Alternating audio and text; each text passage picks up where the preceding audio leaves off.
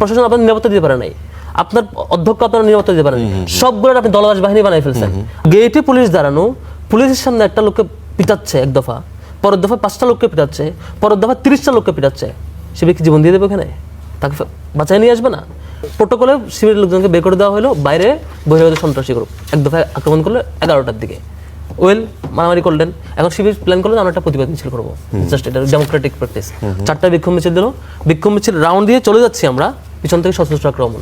এখন ইস্যু হলো, পত্রিকায় বড় বড় করে ছাপালো এক যুবক, অস্ত্রসহ এক যুবক, অথচ আপনি আগের দিনেই জানেন তার নাম মির্জা ফারুক, তিনি উমরগনি MES কলেজের সদস্য সচিব, ছাত্র দলের। আপনি চিনেন তাকে, সাংবাদিকও চেনে, সবাই চেনে, সবাই জানে। এরপরে পত্রিকায় আসলো কি, বড় বড় পত্রিকায়, প্রধান সারের পত্রিকায়, যে এক যুবককে অস্ত্রসহ দেখা যাচ্ছে, পরিচয় দিচ্ছেন না। মিডিয়া নিজে আবার সবগুলো মিডিয়ায়, মানে আমি আশা করছিলাম যে আসলটা প্রকাশ পাবে, অনেক জায়গায় প্রকাশ পাচ্ছে যে ছাত্র শিবির এবং ছাত্র দলের সশস্ত্র সংঘর্ষ। কেন ভাই, শিবিরের হাতে অস্ত্র ছিল এখানে? শিবির তো আপনি প্রথম দফা, দ্বিতীয় দফা, তৃতীয় দফা পিটাইলেন, চতুর্থ দফা পিটাইলেন, আবার অস্ত্র সহ কুপাইলেন, পা বিচ্ছিন্ন করে ফেলেছেন, এখন তাকে ঢাকা নিয়ে আসতে হয়েছে, মানে গুরুতর অবস্থায়। শিবিরের হাতে অস্ত্র ছিল না?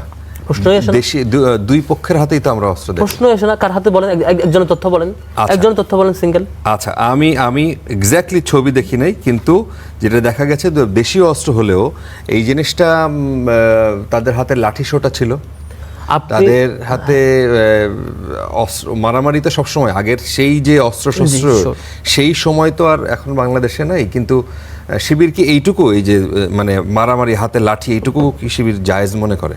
দেখেন, আপনি যখন আপনি যখন পুলিশ সামনে রেখে, তো স্বরাষ্ট্রমন্ত্রীর ব্যর্থতা, বিএনপির ব্যর্থতা, গেটে পুলিশ দাঁড়ানো, পুলিশের সামনে একটা লোককে পিটাচ্ছে এক দফা, পরের দফা 5টা লোককে পিটাচ্ছে, পরের দফা 30টা লোককে পিটাচ্ছে, শিবির কি জীবন দিয়ে দেবে ওখানে?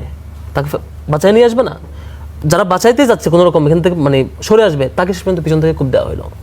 আবার দেখলাম যে প্রশ্ন করতেছে যে তারা কেন মিছিল করলো, ছাত্রদল সভাপতি প্রশ্ন করতেছে কালকে, কেন মিছিল করবে?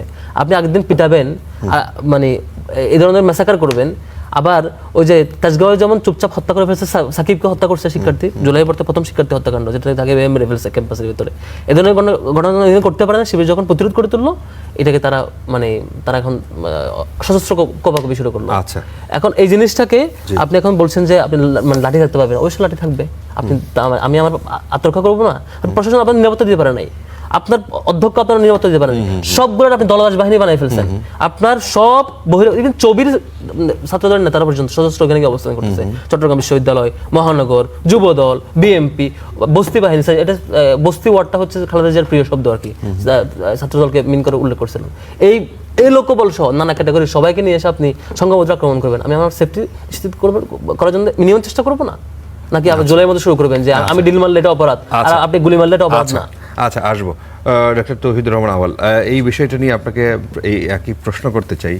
আপনারা কেন, মানে ছাত্রদল কেন ইচ্ছা করেই বলা হচ্ছে যে ছাত্র শব্দটি মুছে গুপ্ত লেখলেন সেখানে? এইটা কি একটা পায়ে পাড়া দিয়ে একটা মানে ঝগড়া বাঁধানোর মতো ব্যাপার না? প্রশ্ন